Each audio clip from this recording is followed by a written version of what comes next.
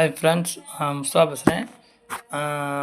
முதலமைச்சர் முதலமைச்சர் இளைய விஜய் அவர்களுக்கு நன்றி தெரிவித்துக் கொள்கிறேன். மதுபான கடையை மூடியதற்கு ரொம்ப நன்றி. அதே மாதிரி படிப்படியாக மதுபான கடையை நீங்கள் குறைச்சின்னா ரொம்ப ரொம்ப பல குடும்பங்கள் வாழும். எப்படின்னா எங்களோட குடும்பத்தில் என் அண்ணன் மதுவால் தான் மது அருந்திட்டு போய் தான் விபத்தில் இறந்து போனான். அவரோட குடும்பத்தில் 3 பிள்ளைங்க, அதேமாதிரி மனைவி ரொம்ப ரொம்ப கஷ்டப்பட்டு தான் வாழ்கிறாங்க. அது இல்லாமல் மது குடித்து எங்கள் சொந்தத்தில் ஒரு 7, 8 பேருக்கு மேலே கூடவே இருக்கோம், இறந்துட்டாங்க. அவங்க குடும்பம் ரொம்ப பாதிப்பு அடையுது. தயவுசெய்து முதலமைச்சர் விஜய் அவர்களுக்கு வேண்டுகோள் வைக்கிறேன்.